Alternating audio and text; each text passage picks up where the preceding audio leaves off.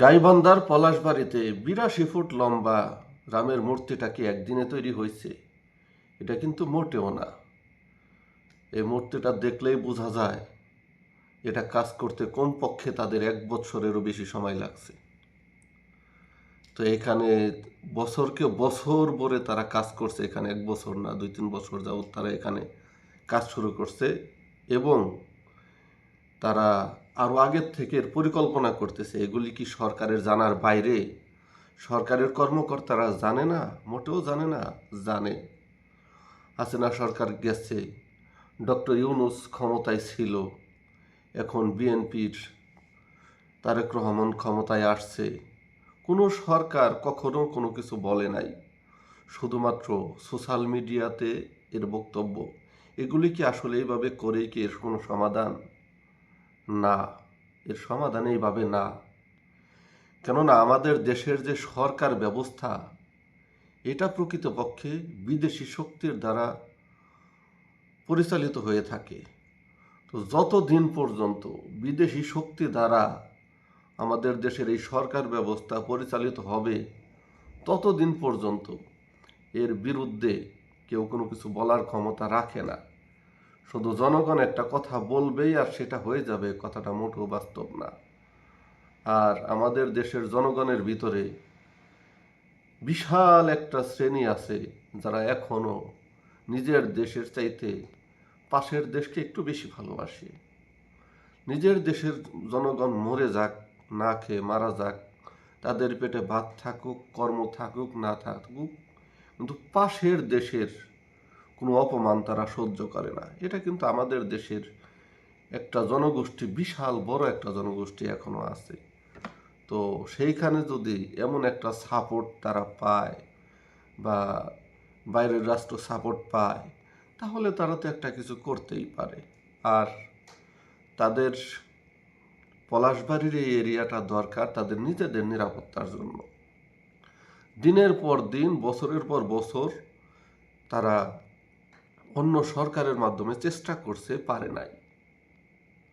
কোনো কারণবশত, দেশের জনগণের কারণে অথবা যে কোনো কারণে তারা পারে নাই। কেননা তারা চাইছিল দেশটাকে এমনভাবে তাদের নিজেদের আন্ডারে নিতে যে কখনো কেউ কোনো কিছু বলার ক্ষমতা রাখবে না, কোনো কথাও কখনো সামনে আসবে না। তারা বাংলাদেশের সকল প্রকার সুবিধা ভোগ করার জন্য চেষ্টায় ছিল। তো যখন সেই জিনিসটা কইরে সারতে পারে নাই, লম্বা একটা সময়ের প্রসেস, কেননা একটা স্বাধীন দেশের উপরে 100% কর্তৃত্ব নেওয়াটা এত ইজি না, আন্তর্জাতিক একটা বিষয় আছে। যেহেতু এত ইজি না, তাদের কাজ কিন্তু গোপনে তারা কখনো বন্ধ থাকে নাই এবং তারা বন্ধ করেও নাই। কারণ প্রত্যেকটা কাজের, আমরা যেমন কোনো কাজ হাতে নিলে একটা কাজের 3-4টা প্ল্যান করে রাখি, যদি এটা ফেল করি বা এটা যদি না হয় তাহলে কি করব। তো তাদের কাছে plan A, plan B, plan C, plan D, এরকম 4-5টা প্ল্যান নিয়ে কিন্তু তারা বসে আছে। তাদের প্ল্যান এ ফেল করছে শেখ হাসিনা পতনের মাধ্যমে। প্ল্যান এ যদি তাদের পাশ করত, তাহলে তারা একসাথে অনেক কিছু নিতে পারত, একসাথে নিতে পারত। এবং তারা হাসিনা সরকারের সময় লম্বা পরিমাণের সুযোগ সুবিধা বাংলাদেশ থেকে তারা ভোগ করছে এবং অনেক জিনিস তারা এখান থেকে সহজে নিতে পারছে। তাদের সবচাইতে ফ্রি ট্রানজিট ব্যবস্থা বাংলাদেশের মধ্যে এমনভাবে তারা তৈরি করতেছিল, বাংলাদেশে একটা নেটওয়ার্ক তৈরি করতেছিল যে তারা 7 সিস্টার থেকে বাংলাদেশের ভিতর দিয়ে যখন তখন যাবে আসবে, তাদেরকে কেউ কিছু বলার ক্ষমতা রাখে না।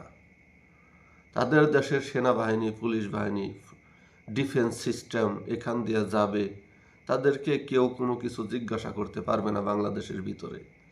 এমনভাবেই কিন্তু তারা চুক্তি করেছিল, এমনভাবেই কিন্তু তারা এই সিস্টেমগুলি তৈরি করতেছিল।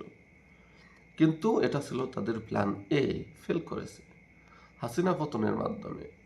হাসিনা যদি আবার বাংলাদেশের ক্ষমতায় আসে, তাহলে তাদের প্ল্যান এ অটোমেটিক অ্যাক্টিভেট হয়ে যাবে। বাকি রয়েছে প্ল্যান বি। প্ল্যান বি হয়েছে চট্টগ্রাম এবং রংপুর ইন্ডিয়ার জন্য দরকার, ইন্ডিয়ার সার্বভৌমত্ব রক্ষার জন্য দরকার। কেননা যদি তারা কখনো এই দুইটা স্থান দখল করতে না পারে, তাহলে ইন্ডিয়ান ভাঙ্গন অনিবার্য, কেউ ঠেকাতে পারবে না। এটা ঠেকানোর কোনো অপশন দুনিয়ার মধ্যে নাই। যদি তারা রংপুরের এই এলাকা না পায় এবং চিটাগাং না পায়, তাহলে ইন্ডিয়ান ভাঙ্গন ঠেকানোর ক্ষমতা কারো নাই। চিটাগাং যেমন তেমন, রংপুর তাদের দরকার হবেই যদি তাদের নিজেদের অস্তিত্ব রক্ষা করতে হয়। যদি না পায়, তাহলে সেভেন সিস্টার্স থাকবে না, একদিন আগে পরে থাকবে না, রাখতে পারবে না ইন্ডিয়া সরকার, যত চেষ্টাই করুক পারবে না। সে দিল্লির রাজধানীটাও যদি সেভেন সিস্টার আইনে বসায়, তারপরেও তারা রাখতে পারবে না, যদি রংপুরের এই এলাকাটা তারা নিতে না পারে। কেন পারবে না? কারণ তাদের এইখানে এমন একটা জায়গা, এত ছোট একটা জায়গা, আর এখান থেকে চীন বেশি দূরে নয়। চীনের বহুত বড় একটা প্রেশার আছে, কোনো একটা সময় আসবে সেভেন সিস্টার্সের সাথে চীনের একটা অ্যাকশন শুরু হয়ে যাবে, আর চীনের অ্যাকশনটা শুরু হয়ে গেলে সেদিন তারা এখান থেকে কুলাইতে পারবে না। এই জন্য তাদের বিশাল বড় ডিফেন্স সিস্টেম এখানে দরকার, মাল্টিপল যাতায়াত ব্যবস্থা তাদের দরকার, যা তারা করতে পারতেছে না। যাইতে হবে কার উপর দিয়ে? বাংলাদেশের উপর দিয়ে।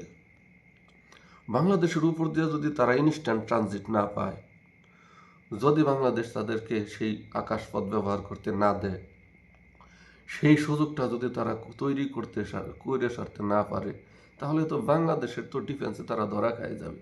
কেননা বাংলাদেশও তো তাদের নিজেদের দেশে রাডার সিস্টেম চালু করতেছে, তো তখন কি হবে?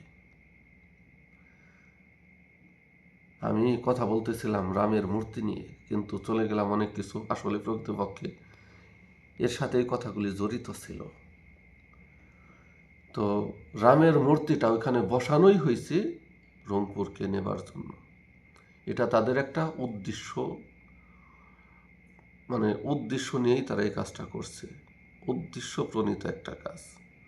তো যেই কাজটা তারা নিজেরা ইচ্ছা করে তৈরি করছে, সেটাকে তারা এত সহজে ভেস্তে যাইতে দেবে, এটা কিন্তু মোটেও সঠিক না। এখানে তারা সর্বশক্তি নিয়োগ করবে, সর্বশক্তি। তাও এই জায়গাতে ইন্ডিয়া সরকার নিয়োগ করবে তাদের সর্বশক্তি, যত প্রকার শক্তি আছে তারা এখানে নিয়োগ করবে। আর শুধুমাত্র এই রামের মূর্তিটাকে তারা হাইড করে রাখার জন্য সীমান্তে নানান ধরনের অপকর্ম চালাইতেছে, যেন মানুষকে এইখানে বিজি রাখা যায়। তারপরে তারা অন্য অন্য জিনিস নিয়ে দেশকে বিভ্রান্তি করার চেষ্টা করতেছে, দেশকে অশান্ত করার চেষ্টা করতেছে, যেন মানুষ ওইখানে যাবার সুযোগ না পায়। কিন্তু প্রকৃতপক্ষে সোশ্যাল মিডিয়াতে সিনিয়র এক সাংবাদিকের ভিডিও প্রকাশের মাধ্যমে আজকে এই জিনিসটা জনগণের সামনে প্রকাশিত। কিন্তু সরকার তো জানে, এই সরকারও জানে, আগে ডক্টর ইউনূস সরকার ক্ষমতায় ছিল তারাও জানে, হাসিনা সরকার ক্ষমতায় ছিল তারাও জানে, সকলেই জানে যে এখানে এমন একটা ঘটনা ঘটছে। তো তারা সব কিছু জেনে শুনে চুপ কেন ছিল? কারণ একটাই, তারা কেউ বাংলাদেশের জন্য কাজ করে নাই, কেউ বাংলাদেশের ভালোবাসা নিয়ে কাজ করে নাই, কেউ বাংলাদেশের জনগণের জন্য কাজ করে নাই। তারা আসছে, ক্ষমতায় আসছে নিজেদের উদ্দেশ্য হাসিলের জন্য। যতদিন উদ্দেশ্য হাসিল না হবে ততদিন তারা থাকবে, উদ্দেশ্য হাসিল হবে তারা চলে যাবে। বাস্তব পক্ষে এমন মানসিকতা নিয়েই বাংলাদেশের সরকারগুলো ক্ষমতায় আসে। নয়তো যদি তাই না হইতো, তাহলে এমন একটা ঘটনা ঘটছে, আমি মানলাম সব কিছু কমপ্লিট হয়ে গেছে, এখান থেকেও কিন্তু এটা সব কিছু ধ্বংস করে ফেলানো যায়। তার একটা কারণ, ইন্ডিয়াতে প্রচুর পরিমাণে আক্রমণ হয়েছে ধর্মীয় জনগোষ্ঠীর উপরে এবং ধর্মীয় প্রতিষ্ঠানের উপরে, ইভেন মসজিদও ভেঙে দেওয়া হয়েছে। তো সাধারণ এই জিনিসটা এই দেশ থেকে উৎখাত করা, বাংলাদেশের হুমকি দেখায়, এটা কোনো ব্যাপারই না। এটা পৃথিবীর কেউ কোনো কিছু বলতে আসবে না, কেউ কোনো কিছু জিজ্ঞাসাও করবে না বাংলাদেশের সরকারকে। শুধু একটা বক্তব্য দিবে, এটা আমাদের দেশের জন্য হুমকি। এই এরিয়াটা যদি আমাদের দরকার হয়, আমাদের মানচিত্রের সাথে দরকার হয়, তাহলে এটা এখানে থাকা যাবে না, এটা আমাদের জন্য বড় হুমকির কারণ হয়ে দাঁড়াবে। এই বক্তব্য দিয়ে এটাকে উৎখাত করা অনেক সহজ ব্যাপার, কিন্তু জানি না সরকারের মানসিকতার মধ্যে কি আছে। কিন্তু এখানে সরকার নীরব থাকবে, যেই পর্যন্ত থাকা যায় ওই পর্যন্ত থাকবে, সরকার কিছু বলবে না এবং তারা এখানে কোনো ভূমিকাও রাখবে না। এভাবে চলবে। যদি সরকারের হাতে সেই অপশন থাকে যে চুপ থাকবে, তাহলে তারা চুপই থাকবে, আর কোনো কথা বলবে না কখনো। ধন্যবাদ সকলকে।